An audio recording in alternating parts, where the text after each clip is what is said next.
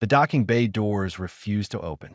Principal Wrath pressed all four hands against the security panel, watching the flashing red symbols with growing irritation. 30 cycles of running the Academy of Advanced Species, and never once had the automated systems rejected a scan like this. Override accepted, the computer finally announced. Warning, unregistered biological signature detected. Scarnath DNA confirmed. Recommend immediate lockdown protocols. Rat's compound eyes widened. A Scarnath. Here, impossible. Those creatures existed only in forbidden military databases and nightmare scenarios used to train security forces. The insectoid principal's mandibles clicked rapidly, a sign of stress that students had learned to recognize over the years. The view screen flickered to life, showing Docking Bay 7. A small human vessel sat there, covered in scorch marks and what looked like hastily welded patches. Humans were not on the approved species list. The Galactic Consortium had deemed them too primitive, too violent, too unpredictable for institutions like this one. Then Wrath saw movement. A human male walked down the landing ramp with the casual confidence of someone arriving for a scheduled appointment. He wore simple clothing, carried a single bag over his shoulder, and moved like someone who had spent years in variable gravity. Nothing about him suggested danger or concern. What walked beside him made Wrath's breathing spiracles close in automatic fear response. The dragon was young by Scarnath standards, but still massive enough to tear through reinforced hull plating. Obsidian scales caught the station's artificial light, creating patterns that seemed to shift and flow. Wings folded against its body would span the entire docking bay if extended. Eyes like molten copper tracked everything with predator intelligence that made Wrath's instinct scream danger. Yet the creature followed the human like a devoted companion. No distrance, no control collar, no visible weapons or containment fields. Just a human and a dragon walking together as if this were the most natural thing in the galaxy. Security team to Docking Bay 7. Wrath commanded through the comm system. Full tactical deployment. Do not engage unless threatened. I repeat, do not engage. Wrath reached the main entrance just as automated defense drones surrounded the pair. The human stopped, raised both hands slowly in a gesture of peace. The dragon remained perfectly still, though its tail coiled protectively closer to the human's legs. My name is David Reed, the human said, his translator rendering the words in clear consortium standard. I'm here about the teaching position. Teaching position. The human said it like this was a normal interview, like he hadn't just arrived with a living weapon of mass destruction. Wrath's administrative mind automatically pulled up the job posting from 2 weeks ago. Interspecies cooperation instructor needed. 3 qualified candidates had already declined after reviewing the student roster. The Academy does not accept applications from unregistered species, Wrath said, keeping 2 hands visible while the other 2 worked the security override panel. And we certainly do not permit apex predators on campus. Ash isn't a predator, David replied. The dragon's head turned slightly at the name. Well, technically yes, but that's like saying water is wet. Factual, but not really the point. The drone's weapons charged with a high-pitched whine. Wrath watched the dragon's eyes track each one with mathematical precision. The creature could destroy them all in seconds if it chose. Every tactical simulation Wrath had ever studied said so. Yet it remained motionless, waiting. The point, David continued, is that I received a message saying you needed someone who understood how to teach different species to work together. That's what I do. By bringing a Scarnath to an educational facility, Wrath's voice carried disbelief across 3 different vocal chambers. By proving that understanding beats fear every single time. David lowered his hands slowly. Look, I know how this seems. Strange human shows up with a dragon, claims he's a teacher, expects to be taken seriously. But I didn't travel 6 weeks through jump space just to turn around. At least let me explain why I'm here. Wrath should have refused. Every protocol demanded immediate removal of both human and dragon. The consortium had strict rules about contamination risks, about maintaining standards, about keeping dangerous elements away from students. but something in the human's voice made Wrath hesitate. Not arrogance or desperation, just simple confidence born from experience. The same tone Wrath used when explaining complex administrative procedures to new faculty. Interview Room 3, Wrath decided. You come alone. The creature stays in the docking bay under armed guard. David looked at the dragon. The dragon looked back. No words passed between them, but Wrath watched something transfer in that moment of eye contact. Understanding. Agreement. Trust. Ash will wait here, David said. But if your guards try anything, you'll find out exactly how protective he gets. The dragon settled onto its haunches, wings folding tighter. Its massive head lowered to rest on crossed forelegs, eyes half closing. To anyone else, it might have looked relaxed. Wrath saw the coiled tension in every muscle, the way those copper eyes tracked every movement within range. Follow me, Wrath said, turning toward the interior corridors. And human, understand that this interview is a courtesy. Nothing more. Courtesy's a good start, David replied, falling into step beside the principal. That's more than most species have given us. They walked through hallways designed for a dozen different environmental requirements. Temperature zones shifted every few meters. Atmospheric processors hummed, adjusting oxygen levels, humidity, and pressure. Students moved between classes, carefully maintaining species-appropriate distances. A group of Quilvan students pressed themselves against the wall as Wrath and David passed, their tentacles curling in automatic defensive posture. They had clearly heard about the arrival. News traveled fast in any school, regardless of how many light years from home. They're scared, David observed. They're sensible, Wrath corrected. Fear of legitimate threats is not weakness. It's survival. And when fear becomes the only way species interact with each other. David asked, "What do you call that?" Wrath didn't answer. The question felt too close to thoughts the principal had been having lately, watching students self-segregate despite every effort to encourage cooperation. Watching qualified candidates refuse positions because they couldn't imagine teaching certain species together. Interview Room 3 was designed for Wrath's biology. Warm, humid, with orange spectrum lighting that made the insectoid principal's natural coloring more vibrant. David blinked against the shift, but didn't complain.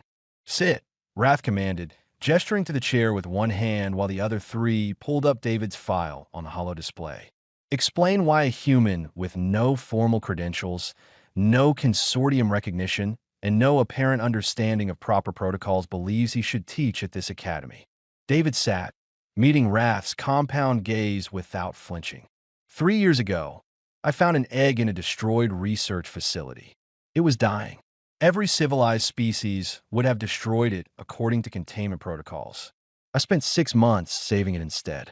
When Ash hatched, I learned that sometimes the most important lessons have nothing to do with what's proper and everything to do with what's right.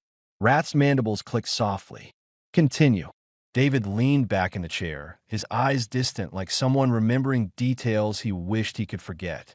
Wrath waited, all 4 hands folded in a posture that conveyed attention, despite the principal's instinct to end this interview immediately. I was a salvage operator working the asteroid fields near the Broken Reach, David began. Not glamorous work. Most days involved cutting apart derelict ships for scrap metal and hoping the previous owners didn't leave behind anything explosive. 3 years ago, I got a contract for a research station that had gone dark 6 months prior. The hollow display showed David's records. Salvage license, legitimate. Safety certifications, all current. No criminal history, no consortium violations. Unremarkable in every way except for the massive gap in his recent activity logs. The station was a mess, David continued. Hull breaches everywhere, life support completely dead, and signs of a fight that ended very badly for everyone involved. I was about to mark it as a total loss when my sensors picked up a faint energy signature in the lower labs. You went toward an unknown energy signature in a destroyed facility, Wrath said flatly. This demonstrates poor judgment. You're not wrong, David admitted. But salvage operators develop instincts about these things. The signature was biological, not mechanical. Something alive in a place where everything should have been dead for months. Wrath's breathing spiracles flexed. The egg, wrapped in emergency stasis fields that were failing. Whoever set them up knew they wouldn't last, but hoped someone would find it in time. David's jaw tightened. The research logs were still partially intact. Illegal bioweapon project. They were trying to engineer Skarnath as controllable weapons. The egg was their first test subject, pumped full of genetic modifications and neural inhibitors. Then destruction was the correct response, Wrath said. Contaminated biological material from illegal weapons research falls under 17 different consortium regulations requiring immediate disposal. I read those regulations while trying to stabilize the egg, David replied. Every single one of them made perfect sense, logical, safe, the right choice according to every authority in the galaxy. He met Wrath's gaze directly, but I kept thinking about what that egg would become if I just followed the rules. A statistic in a report, another victim of someone else's cruelty, gone before ever having a chance to be anything at all. The holo display flickered as Wrath pulled up more data. Medical supplies purchased over 6 months. Atmospheric regulators. Genetic stabilizers that cost more than most salvage operators made in a year. The financial records painted a picture of someone who had sacrificed everything for a project with no guaranteed success. You bankrupted yourself, Wrath observed. I invested in possibility, David corrected. Every species in this galaxy started somewhere. Your people were probably considered primitive once. Mine definitely were. But someone, somewhere, decided we deserved a chance to prove ourselves. I gave Ash the same opportunity. Ash. Wrath's mandibles clicked. You named it. Him. And yes, because he's not in it. Not a weapon, not a test subject, not a threat to be managed. David's voice carried conviction that made Wrath's administrative certainty waver. When he hatched, I was terrified. All the data said Skarnath imprint on the first living thing they see, usually resulting in the death of that living thing. But Ash looked at me, and I swear I could see him trying to understand. Not hunting, not attacking. Just trying to figure out this weird universe he'd been born into. And it didn't kill you, Wrath said. Remarkable. He didn't kill me because I didn't treat him like a monster. I talked to him, fed him, kept him warm when his internal temperature regulation was still developing. Taught him that not everything in the universe wanted to hurt him. David smiled slightly. Turns out, if you raise something with kindness instead of fear, it tends to be kind rather than fearful. Wrath accessed the Academy's current problem files with 2 hands while keeping the other 2 focused on David. Interspecies Cooperation 101 had a 73% failure rate. Students from predator species couldn't work with prey species. Territorial conflicts erupted weekly. The previous instructor had resigned after a Vornt student and a Silas student nearly killed each other during a group project. The position you applied for has very specific requirements, Wrath said. Students from 12 different species, all struggling with biological incompatibilities and cultural prejudices. The curriculum requires demonstrated expertise in conflict resolution, interspecies psychology, and educational methodology. Your credentials show none of these. My credentials show 3 years of teaching a genetically modified dragon to trust instead of destroy, David replied. Every single day was a lesson in communication across impossible barriers. Ash doesn't speak any language. I don't have scales or wings. We found ways to understand each other anyway. Understanding a single creature is not equivalent to managing a classroom of diverse, sapient beings. No, it's harder, David said. Sapient beings can reason, can choose to bridge differences. Ash and I build our entire relationship on instinct and patience. If I could do that with someone the galaxy calls a monster, imagine what I could do with students who actually want to learn. Wrath felt something uncomfortable twisting through multiple thought chambers. This human spoke with the confidence of someone who had already succeeded at the impossible. No bravado, no false promises, just simple acknowledgement of what he had accomplished. The consortium has strict policies about approved teaching methodologies, Wrath tried again. Your approach would violate most of them. Then maybe the consortium's policies need revision. David said quietly. How many students fail your cooperation course every term? How many leave here still believing their species is superior or inferior to others? How many graduate with credentials, but without any real understanding of how to work together? The accuracy of those questions made Rath's grip tighten on the armrests. 73% failure rate. Student conflicts requiring security intervention multiple times per week. Graduates who return to their homeworlds and reinforce the same prejudices the Academy supposedly existed to overcome. You're proposing to fix systemic educational problems with what friendship? Rath's tone carried skepticism across all three vocal chambers. I'm proposing to teach that friendship is the foundation everything else builds on, David replied. Cooperation doesn't start with protocols and procedures. It starts with seeing someone different from yourself and choosing to care anyway. Before Rath could respond, alarms shrieked through the interview room. Emergency lights strobed red.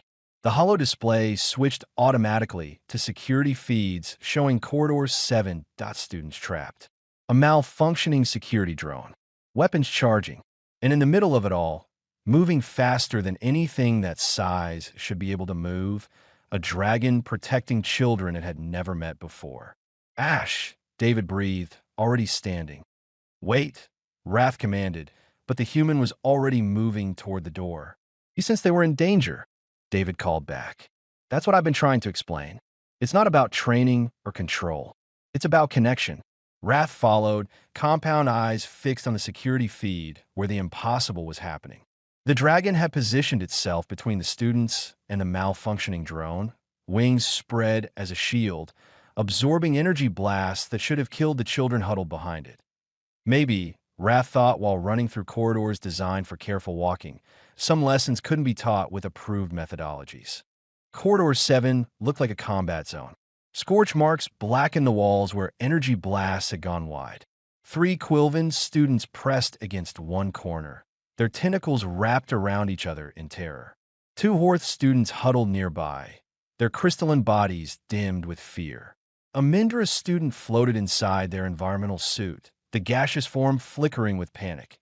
Between them and the malfunctioning security drone stood Ash, wings spread wide enough to create a living barrier.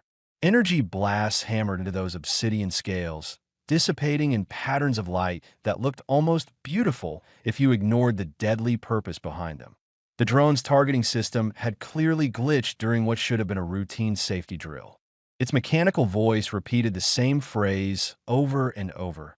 Unauthorized intruders detected. Lethal force authorized in 15 seconds. Comply or be eliminated. Rath arrived, just behind David, breathing hard through spiracles not designed for running. The blast doors had sealed automatically, trapping the students and preventing security teams from reaching them. Standard protocol for contamination scenarios. Completely useless for a drone malfunction. Override code 77 Alpha. Rath gasped into the comm system. Emergency shutdown of all security drones in Corridor 7. Override rejected, the computer replied. Drone operating under autonomous threat assessment protocols. Manual intervention required. David didn't wait for authorization. He stepped around Rath and walked straight toward the drone, hands visible but not raised in surrender. More like someone approaching a frightened animal. David, stop, Rath commanded. The drone will classify you as a threat. Already classified, David replied, not slowing. But it's focused on the students. I need to redirect its attention. The drone swiveled toward David, weapons recalibrating. Additional unauthorized intruder detected. Updating threat assessment. Ash's head turned slightly, copper eyes tracking David's movement.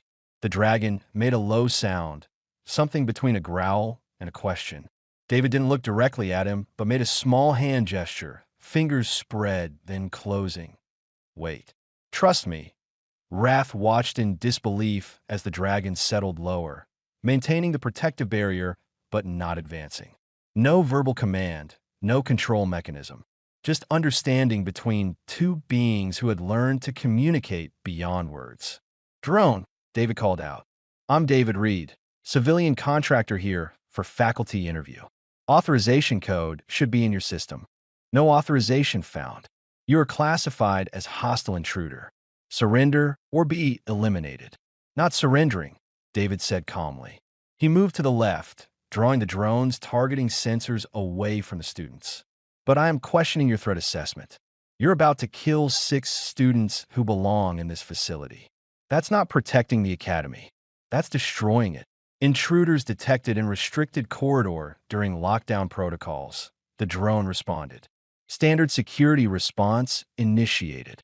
David kept moving, slowly circling. Ash's wings adjusted position, always keeping the students covered while tracking David's progress.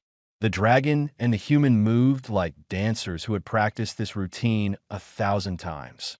The students aren't intruders, David continued. Check their biosignatures against enrollment records. Cross-reference with class schedules. You'll find they're supposed to be here.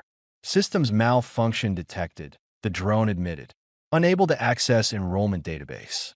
Proceeding with threat elimination based on visual identification. Rat's mandibles clicked rapidly. A complete system failure. The drone couldn't tell students from intruders, couldn't access the very databases that should prevent exactly this kind of catastrophe. In another few seconds, it would fire on David, and once he fell, nothing would stop it from targeting the students again. Except Ash. David made another hand gesture, this one sharp and quick. The dragon moved with precision that defied its size. Wings snapped forward, creating a gust of wind that knocked the drone off its stabilizers. Not destroyed, just off balance for crucial seconds. David rushed forward, jumped, and grabbed onto the drone's undercarriage. His fingers found the manual maintenance panel, the one required by consortium safety regulations that nobody thought would ever be needed. Mechanical override, David grunted, yanking the panel open. Every automated system has to have one. Basic engineering. The drone spun, trying to shake him off. Energy weapons couldn't fire at something attached to its own body without destroying itself. It banked hard into the wall instead, trying to crush David against reinforced plating. Ash roared. Not the sound of a predator, but something deeper. Wrath felt it vibrate through the floor, through the walls, through every bone in an insectoid body and not designed to process such frequencies. The students cried out, covering their auditory organs, but the drone stopped. Just for a moment. Some deprogrammed survival instinct recognized the sound of an apex predator and froze. David used that moment. His fingers found the power coupling, twisted hard, and pulled. The drone systems shut down mid-flight, dropping toward the floor in dead weight. David jumped clear, rolled, came up in a crouch. The drone hit the ground with a crash that echoed through the corridor. Sparks flew from ruptured circuits. Silence fell, broken only by the sound of students breathing too fast and Ash's steady rumbling growl. "Everyone okay?" David asked, standing slowly. The Quilvan student named Prill unwrapped tentacles from the others and slithered forward cautiously. "The monster saved us." "Ash isn't a monster," David said, walking over to the dragon. He placed one hand on those massive scales, a gesture of reassurance and pride. "Monsters are made by how they're treated, not by what they are." Prill moved closer, curiosity overcoming fear. "But it's a Scarnath. We learned about them in xenobiology. They're classified as extinction-level threats." "So are hurricanes," David replied. "So are volcanoes. So are a lot of natural forces. Being dangerous doesn't make something evil. It just makes it powerful. What matters is how that power gets used." The other students crept forward, drawn by fascination stronger than fear. The Horth students' crystalline bodies brightened slightly, their version of excited interest. The Mendris student floated closer, their gaseous form pulsing with something that might have been wonder. "Can we touch it?"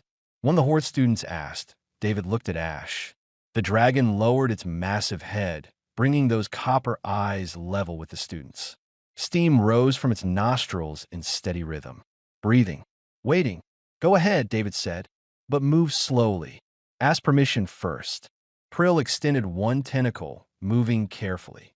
"May I?" Ash's eyes focused on the Quilvan student. Then, deliberately, the dragon shifted its head closer. Prill's tentacle touched obsidian scales, recoiled, then touched again with more confidence. It's warm, Prill said with wonder. I thought predators would be cold. Another thing your xenobiology class got wrong, David said gently. Lots of classes get lots of things wrong when they teach fear instead of understanding. The other students joined in, touching scales and wings with the careful reverence of people encountering something impossible made real. Ash remained perfectly still, patient as stone, letting them explore. Wrath watched from the corridor entrance, her arms hanging loose in posture that indicated complete uncertainty. The security team had finally arrived, weapons ready, faces showing confusion at the scene before them. Stand down, Wrath ordered quietly. The situation is contained. But Principal, the Scarnath, saved 6 students from a malfunctioning drone, Wrath interrupted. While we were trapped behind blast doors, following proper protocols. The security chief's expression cycled through several emotions before settling on reluctant acceptance. What are your orders? Wrath looked at David, at Ash, at students who moments ago had been terrified and were now laughing as the dragon's tail curled gently around them like a protective barrier. Escort Mr. Reed and his companion to faculty quarters, Wrath said, and schedule a full academy assembly for tomorrow morning. I believe we need to discuss what education really means. David's faculty quarters were designed for a species with 6 limbs and 3 times his body mass. The sleeping platform sat too high off the floor. The atmospheric controls were set to a humidity level that made his clothes stick to his skin, and the lighting spectrum gave everything a purple tint that hurt his eyes after a few minutes. He adjusted what he could and ignored the rest. Ash curled up in the corner that received the most warmth from the environmental systems, head resting on folded wings, eyes half closed, but tracking every movement David made. Probationary position, David said aloud, reading the official notification that had appeared on his personal display. 2 weeks to prove my methods work. Failure results in immediate termination and removal from academy grounds. Ash made a questioning sound, somewhere between a chirp and a growl. Yeah, I know. Not exactly a vote of confidence. David scrolled through the rest of the message. But Wrath's giving us a chance. That's more than most administrators would do after the day we've had. The door chimed. David opened it to find Prill hovering in the corridor, tentacles coiled nervously. Mr. Reed? I hope I'm not disturbing you. Just David is fine. And no, you're not disturbing anything. He stepped aside. Want to come in? Prill slithered through the doorway, eyes widening at the sight of Ash. The dragon raised his head slightly, acknowledged the student with a slow blink, then settled back down. I wanted to thank you, Prill said. For today, in the corridor. Most teachers would have waited for security. Security was locked out by their own protocols, David replied. Sometimes waiting for the proper response means people get hurt unnecessarily, but you put yourself in danger. For students you don't even know. David sat on the edge of the too-high sleeping platform, legs dangling. That's what teachers do, or should do anyway. Can I ask you something? Prill's tentacles uncurled slightly. Of course. Why are you here? At this academy, I mean. What made you want to study interspecies cooperation? The question seemed to catch Prill off guard. Tentacles flickered through a pattern that David's limited xenobiology knowledge recognized as uncertainty. I'm supposed to say because the Quilvan government believes in building galactic unity, Prill said slowly. That's the official answer. But honestly, I'm here because back home, we're taught that other species are threats to be managed, not people to understand. I wanted to see if that was true. And what have you found? That fear makes terrible education. Prill moved closer to Ash, who watched with patient copper eyes. We spend so much time learning about differences that we never study similarities. About what makes species dangerous instead of what makes them worth knowing. David smiled. You're going to do well in my class. You're really going to teach interspecies cooperation? Starting tomorrow, if Principal Wrath approves the final paperwork. David's expression grew serious. Fair warning, though. My methods aren't traditional. I don't follow approved curriculums or standard protocols. I teach what works, even when it looks chaotic, to people used to order. Good, Prill said firmly. Traditional methods gave us a 73% failure rate. Maybe chaos is exactly what we need. The next morning, David stood outside Classroom 7 while students filed in with expressions ranging from curiosity to outright hostility. 12 different species, all required to take this course, none of them happy about it. A Vornt student took a seat in the far corner, predator eyes tracking everyone who entered. Across the room, a Silith student positioned herself as far from the Vornt as possible, prey instinct screaming danger with every breath. The two had nearly killed each other last term. Their presence together now was testimony to the Academy's desperate need for solutions. Wrath observed from the back of the room, all four arms crossed in a posture David had learned meant skeptical attention. David entered last. Without Ash, the students' confusion was immediate and obvious. They had all heard about the dragon, had seen security footage, had spread rumors through every communication channel available. They expected spectacle. Instead, they got a human in plain clothes carrying nothing but a data pad.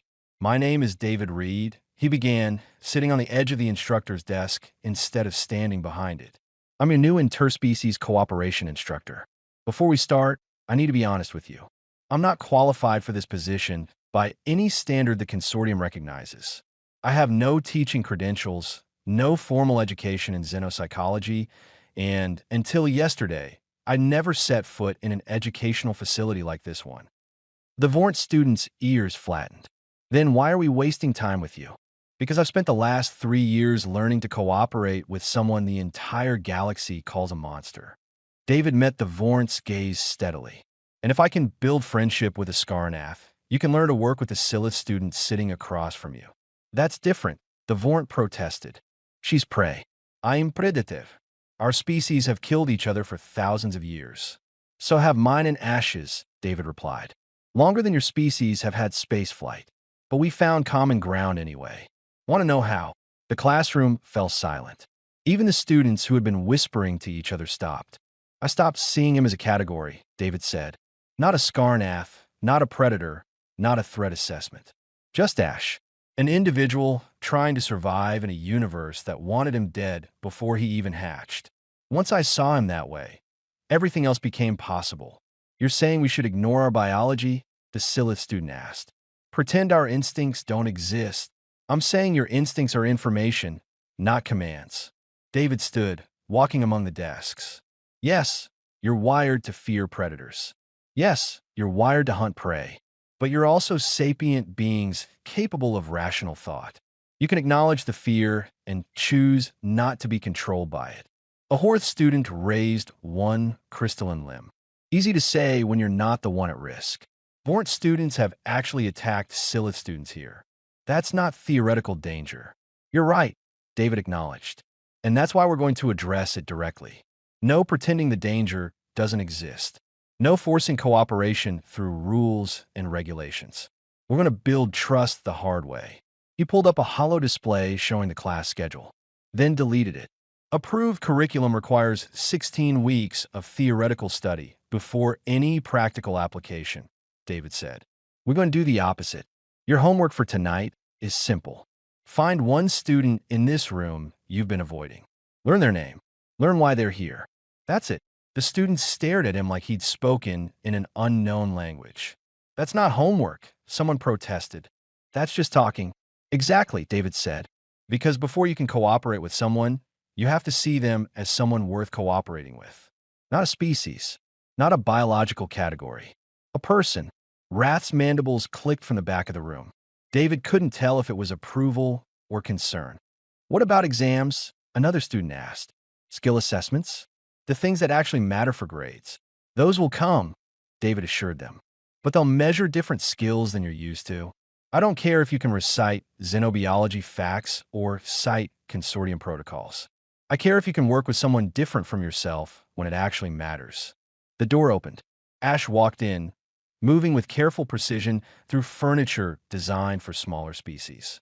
Students gasped, pressed back in their seats, reached for emergency alerts. "This is Ash," David said calmly. "He's going to be part of this class. Not as a threat, not as a teaching tool, as a student, same as you." Dragons can't be students, the Vornt said flatly. They're not sapient. Ash's copper eyes fixed on the Vornt student. Then, deliberately, the dragon moved to an empty space near the wall and settled down, head resting on crossed forelegs in perfect mimicry of attentive student posture. He understands more than you think, David said. And he's going to teach you more than I ever could about what cooperation really means. 2 weeks changed everything and nothing. The Academy's hallways still looked the same, still processed the same atmospheric mixtures, still maintained the same temperature zones. But the students moving through them were different. Prill ate lunch with a Horth student, discussing temper mechanics while sharing food neither species could actually digest, but appreciated anyway. The Vornt and Silith students who had nearly killed each other last term were working on a joint thesis about predator-prey dynamics in modern society. Small groups formed across species barriers, studying together in ways that made Wrath's administrative reports look like documentation of miracles. David's classroom had become the unofficial gathering place during free periods. Students brought projects there, asked questions there, stayed after class not because they had to, but because they wanted to. Ash usually occupied the corner near the window, serving as both guardian and conversation piece for students who had stopped seeing him as dangerous and started seeing him as the most patient listener on the station. Then the consortium inspection team arrived. High Arbiter Kellen came aboard with an escort of security personnel and a reputation that made even Wrath nervous.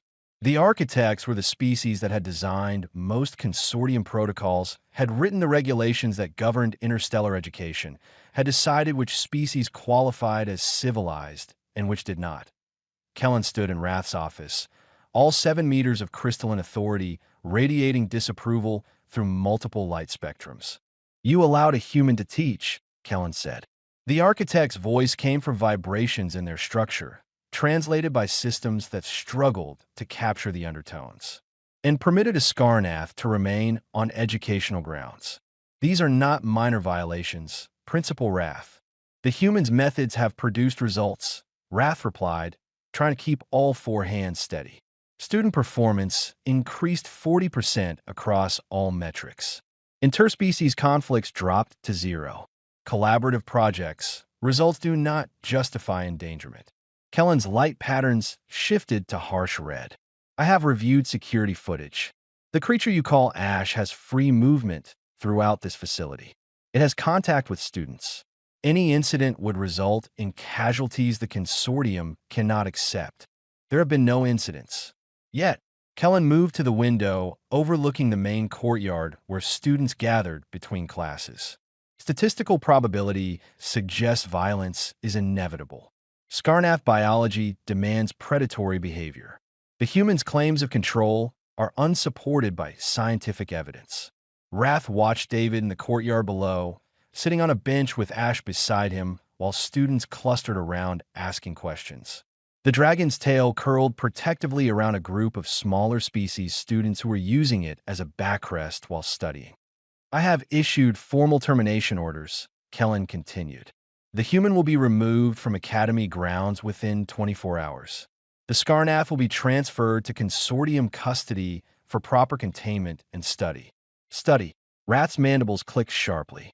"You mean dissection?" "The creature represents unique research opportunities. Its survival this long suggests genetic modifications that require investigation. Ash is not research material." The word surprised Wrath even as they emerged. "He's a student here, part of this community." Kellen's light patterns flickered to something that might have been amusement. "You become compromised, Principal. Emotional attachment to an inappropriate educational experiment. This is precisely why protocols exist, to prevent sentiment from overriding safety." The office door chimed. Wrath granted access, expecting security. Instead, Prill entered, followed by a steady stream of students representing every species in the Academy. They filled the office, packed the hallway outside, their faces showing determination that transcended biological differences. "High Arbiter," Prill said formally, "we request permission to address the consortium's termination orders." "Students have no standing in administrative decisions," Kellen replied. Return to your classes. With respect, this decision affects our education directly. Prill moved forward, tentacles steady despite obvious nervousness. We have prepared documentation supporting Mr. Reed's continued employment. A Horth student activated a hollow display showing comprehensive data analysis. Academic performance across all departments increased an average of 40% since David began teaching. Student satisfaction surveys reached highest recorded levels. Mental health assessments show marked improvement in stress management and social integration. Collaboration between previously hostile species groups increased by 300%, added the Scylla student who had once tried to kill the Vornt now standing beside her. Projects completed successfully, 23 this term compared to 3 last term. Kellen's structure hummed with irritation. Numbers are irrelevant when weighed against safety concerns. Then consider this number, the Vornt student said. 0. That's how many incidents have occurred since Ash arrived. 0 attacks, 0 injuries, 0 conflicts requiring security intervention. Compare that to the 15 incidents per week we averaged before. Temporary statistical anomaly, Kellen dismissed. Skarnath aggression is inevitable. You're wrong. Prill's voice carried conviction that made even Kellen pause. Ash protected us when the security drone malfunctioned. He could have escaped, could have saved himself, but he stayed and shielded students he barely knew. That's not aggression. That's exactly what we're supposed to learn in cooperation classes. More students stepped forward, each sharing experiences that painted a picture Wrath had been watching develop, but hadn't fully appreciated until seeing it documented. Students who had been failing were now excelling. Species that had avoided each other for generations were forming genuine friendships. The academy had transformed from a place where cooperation was mandatory to a place where it happened naturally. This is emotional manipulation, Kellen said. You've been conditioned to accept danger as normal. We've been taught to see past danger to possibility, corrected a Mendra's student. That's different. Kellen's light patterns shifted through several colors before settling on harsh white. The decision stands. The human and creature will be removed. This meeting is concluded. The students didn't move. They stood together, species mixing in ways that would have been impossible a month ago, united in purpose that transcended individual interests. Then we strike, Prill said quietly. No classes, no cooperation with consortium protocols, no participation in any academy functions until David and Ash are reinstated.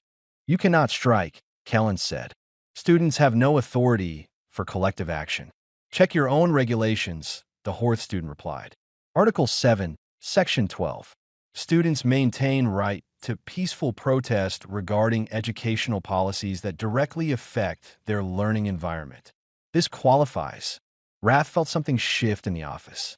Not physical movement, but a change in the balance of power that protocols and authority structures couldn't quite capture.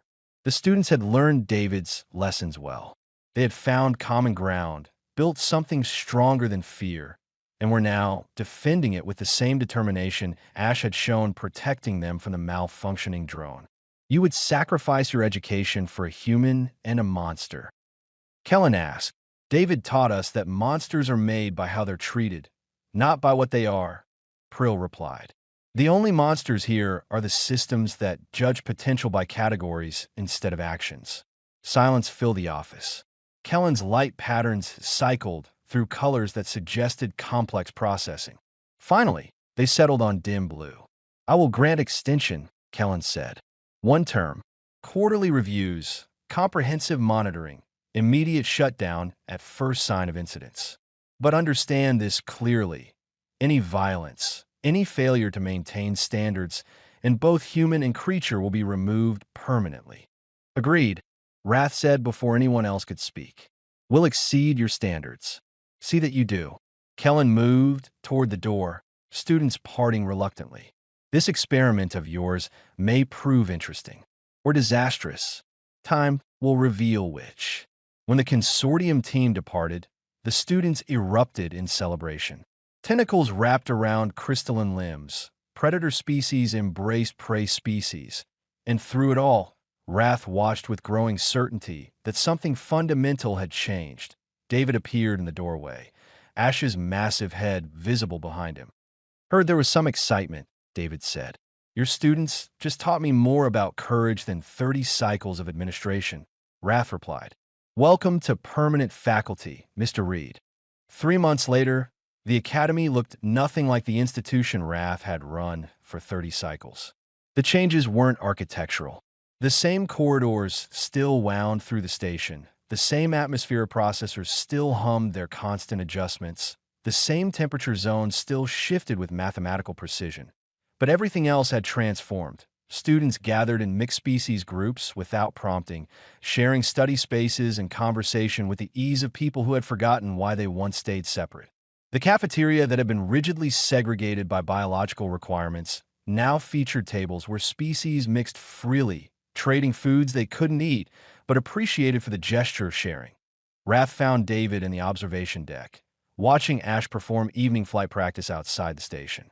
The dragon moved through space with grace that defied physics, wings catching solar radiation and converting it to propulsion through method scientists still didn't fully understand. I brought tea, Wrath said, offering a container specifically mixed for human consumption, or what your species calls tea. Still uncertain if I prepared it correctly. David accepted it with a smile. The fact that you tried means more than getting it perfect. He took a sip, winced slightly, then took another. Though for future reference, less heat. Humans prefer their beverages warm, not scalding. Noted. Wrath settled into the observation deck seating, designed for species 3 times larger but comfortable enough. I wanted to discuss your curriculum expansion proposal. Already got complaints from traditional faculty. David asked, actually requests. 5 other instructors want to observe your methods. 2 are considering adopting similar approaches. Wrath's mandibles clicked in what David had learned was amusement. The consortium's quarterly review showed results they classified as statistically improbable. They're sending researchers to study how you achieve them, by not treating students like data points. David watched Ash loop through a complicated aerial maneuver. Every traditional approach focuses on managing differences. I just taught them that differences are worth celebrating instead of controlling. A soft chime indicated incoming communication. Wrath accepted it, and a hollow display materialized, showing a species neither of them recognized. For legs, 8 eyes arranged in a circular pattern, bioluminescent patterns across what might have been skin or might have been fur. This is the Academy of Advanced Species, Wrath said formally. How may we assist you? I am Coordinator Vess of the Luminari, the being replied. We recently achieved interstellar capability and wish to apply for student admission. However, consortium preliminary assessment classified us as too primitive for institutional acceptance. David stood, moving closer to the hollow display. What makes them say you're too primitive? Our biology is incompatible with standard atmospheric systems. Our communication methods don't translate well to consortium standard. Our cultural development doesn't match approved progression models. Vess's bioluminescence flickered in patterns that suggested resignation. We were told to develop further and reapply in 50 cycles. Wrath felt familiar conflict rising. Consortium protocols were clear. Species needed to meet specific benchmarks before integration into educational systems. The standards existed for good reasons, protecting both the species and existing students from incompatibilities that could prove dangerous. Then Wrath looked at David, at the human who by all official standards shouldn't be teaching here, and remembered a dragon that shouldn't exist anywhere near students. Send us your biological requirements, Wrath said, and your cultural information packets. We'll review them and provide response within 1 cycle. But the consortium classification is advisory, not absolute, Wrath interrupted. This academy maintains autonomy in admissions decisions. We'll make our own assessment. When the communication ended, David was grinning. You just completely ignored consortium recommendations. I learned from the best. Wrath pulled up Vess's preliminary files. Though I should mention, modifying atmospheric systems for a new species will cost more than our discretionary budget allows. So we fundraise. Get current students involved. Make it a community project. David scrolled through the luminaries' biological data. Their bioluminescence is actually fascinating. Could create incredible opportunities for students studying light-based communication. Rat's compound eyes track the data with growing interest. You see teaching opportunities where consortium sees complications. That's because consortium protocols measure problems. I measure potential. David closed the files. Besides, isn't that what you did when you hired me? Saw potential instead of just seeing a human who violated every standard. I saw someone who walked in with a dragon and made me question 30 cycles of certainty, Wrath said. You've taught me more about education in 3 months than I learned in 3 decades of administration. They sat in comfortable silence, watching Ash complete another aerial pattern. Other students had gathered at various observation points around the station, watching the dragon's flight with appreciation instead of fear.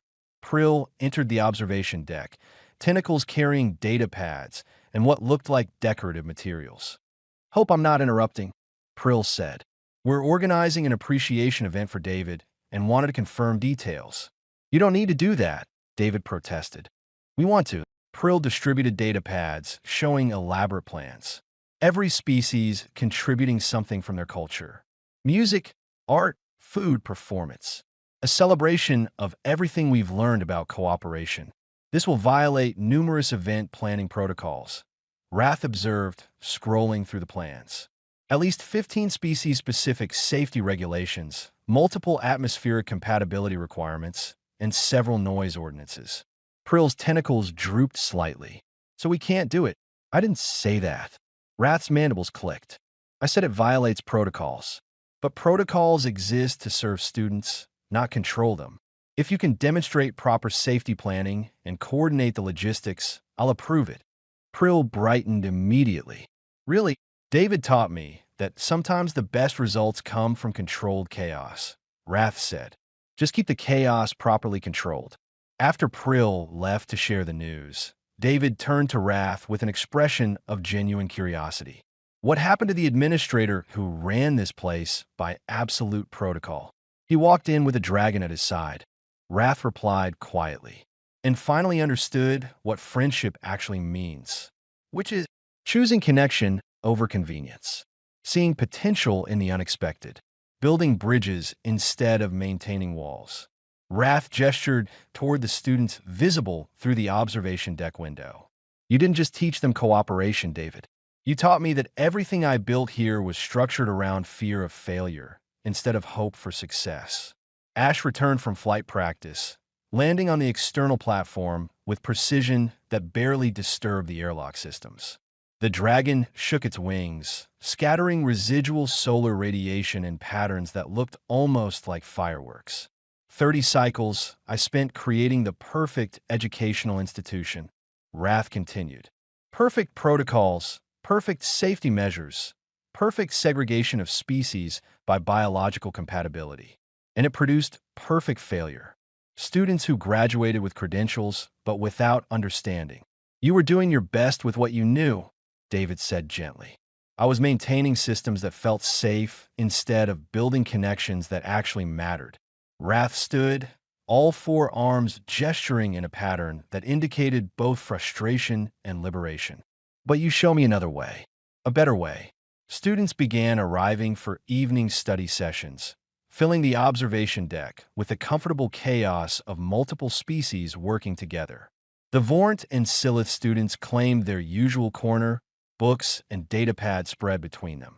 Horth students helped Mindra students with calculations that required precise measurement. Quilvan students demonstrated problem-solving techniques to species that processed information completely differently. In the middle of it all, Ash settled into his customary position, massive form serving as desk space, backrest, and ambient heater for students who had long since stopped seeing danger and started seeing friend. David moved through the study groups, offering guidance where needed, asking questions that made students think deeper, and occasionally just listening to conversations. That proved learning was happening without any teaching required. Wrath watched from the administrative station, working through approval requests for curriculum modifications, facility expansions, and a Luminary admission application. Each decision felt lighter than before, freed from the weight of maintaining perfect protocol adherence that a message arrived from Kellen. The quarterly review report, arriving precisely on schedule as consortium regulations required. Rath opened it expecting criticism, prepared for complications. Instead found 3 words that seemed impossible coming from an architect: continue current methods. The full report detailed academic improvements, safety records, and student satisfaction metrics that exceeded every benchmark the consortium had established. But what caught Rath's attention was the final paragraph, written in Kellen's characteristic precision. Initial assessment classified this educational approach as dangerous experiment with high probability of failure. 3 months of observation suggests opposite conclusion. The human David Reed has demonstrated that effective cooperation education requires abandoning rigid protocol adherence in favor of adaptive relationship building. While this methodology remains outside standard consortium recommendations, results justify continued implementation. Other institutions are being advised to study these methods for potential adoption. Architect consensus agrees. Sometimes breaking old patterns creates better futures. Rath read it 3 times, mandibles clicking with something between vindication and wonder. Then shared it with David, who smiled and said exactly what Rath expected. They're learning too. Took them longer than the students, but they're getting there. Evening deepened into station night cycle. Students gradually departed for their quarters, leaving behind study materials and quiet gratitude. Ash stretched, wings spreading to their full impressive span before folding again with practiced precision. "Walk with me," David asked Rath. "There's something I want to show you."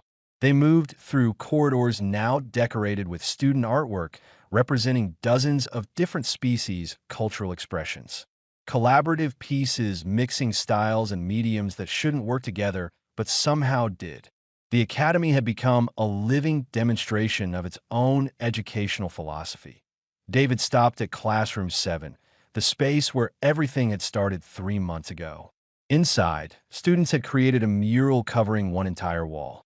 It showed Ash shielding students from the malfunctioning drone, but rendered in artistic styles from every species present that day. Each had contributed their culture's interpretation of the same moment. They did this during free periods, David explained. Wanted to commemorate the day they learned that protection comes in unexpected forms. "It's beautiful," Rath said honestly, "and completely against facility decoration protocols. Are you going to make them remove it?" Rath looked at the mural, at the way it captured not just an event, but the transformation that followed. "No, I'm going to commission more wall space for future collaborative art projects. If we're breaking protocols, we might as well do it comprehensively." David laughed, the sound echoing through the empty classroom. Ash's head appeared in the doorway, checking on them with the devoted attention of someone who had learned to care for beings completely different from himself. "Thank you," Rath said suddenly, "for walking in with a dragon at your side, for not accepting my initial rejection, for teaching me that friendship isn't weakness or sentiment or deviation from proper procedure. It's the foundation everything else builds on. You would have figured it out eventually," David said. "Maybe, but you gave me permission to try." Rath gestured toward the mural. 30 cycles I spent building walls. You spent 3 months building bridges. I know which approach I prefer now." They stood together in the classroom where impossible things had become normal, where a human and an insectoid administrator had discovered that friendship transcends biology, protocol, and fear. Outside, stars wheeled through endless space, indifferent to the small miracles happening on one educational station. But inside, those miracles mattered. Students who had learned to see past differences, an administrator who had learned to value connection over control, and a dragon who had proven that monsters are made by treatment, not nature. David walked in with a dragon at his side, and the alien principal finally understood friendship.